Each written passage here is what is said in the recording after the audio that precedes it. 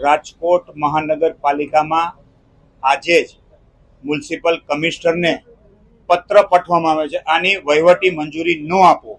ખરેખર આમાં મોટો ભ્રષ્ટાચાર થયો છે। રાજકોટ મહાનગરપાલિકા પાસે હાલનું સેટઅપ સફાઈનું 5000ની સ્ટેન્ડ હોવા છતાં આ કોન્ટ્રાક્ટરને ખટાવવાનો પ્રયાસ કરી રહ્યા છે। ત્યારે રાજકોટ મહાનગરપાલિકાના અધિકારી પદાધિકારીમાં આનો મોટો ભ્રષ્ટાચાર થયો છે।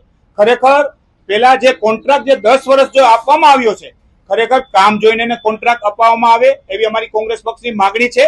અને આવનારા દિવસોની અંદર એમને એમ કીધું છે કે આખા રાજકોટના ન્યુસન્સ પોઈન્ટ બધાય સફાઈ કરવામાં આવશે, પણ અત્યારના હાલનું 5000નું સેટઅપ હોવા છતાં કોર્પોરેશન પાસે એએસઆઈ છે, પર્યાવરણ ઇજનેર છે, તો પણ સફાઈ લોકોની થતી નથી।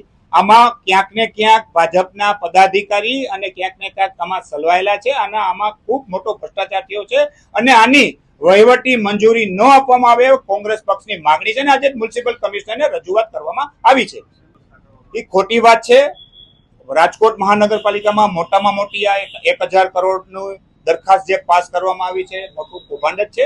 અત્યાર સુધી હાલમાં આટલું સેટઅપ હોવા છતાં સફાઈ નથી થતી, તો આ લોકો ક્યાંથી સફાઈ શકે? અને સ્ટીપર વાન છે એ પણ ચાલતા નથી, એમાં પણ મોટો અગાઉ ભ્રષ્ટાચાર થયો છે। એટલે ક્યાંક ને ક્યાંક આમાં ક્યાંક કોક સામેલ છે એવી અમારી માંગણી છે।